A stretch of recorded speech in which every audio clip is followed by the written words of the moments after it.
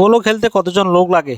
P যোগ ও যোগ এল যোগ ও, চারটে অক্ষর যদি যোগ আকারে করা যায়, এখানে চারটে অক্ষর আছে, অতএব 4জন প্লেয়ার লাগে। ওয়াটার পোলো, পোলো খেলতে এমনিতে নর্মালিভাবে 4জন লাগে।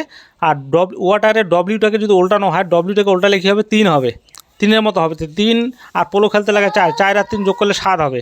তাই ওয়াটার পোলো খেলতে 7জন লোক লাগে। খো খো খো 3বার যদি উচ্চারণ করা হয়, খো, এখানে 3টে অক্ষর আছে, খো আবার খোতে 3টে অক্ষর আছে, পরে আবার খোতে 3টে অক্ষর আছে, তো 3 3 3, তাহলে টোটাল কতগুলো? তাহলে 3 3 3, তাহলে হচ্ছে 3 আর 3 6, 6 আর 3 9, 9জন প্লেয়ার লাগে। বাস্কেটবল, বাস্কেট মানে হচ্ছে বালতি, বালতি বানানটা কী হবে?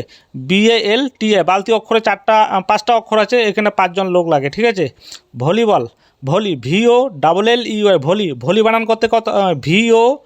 VOLLEY, 6টা অক্ষর আছে, অতএব 6জন প্লেয়ার লাগে। কাবাডি, কাবাডি KABADDI, কাবাডি, কাবাডি অর্থাৎ এখানে কয়টা বর্ণ আছে, অক্ষর আছে? 7টা, অতএব কাবাডি খেলতে 7জন লোক লাগে। নেটবল, NET, নেট 3টা, আর BALL, বল, এখানে 4টা, 4 আর 3, নেটবল খেলতে 7জন প্লেয়ার লাগে, ঠিক আছে।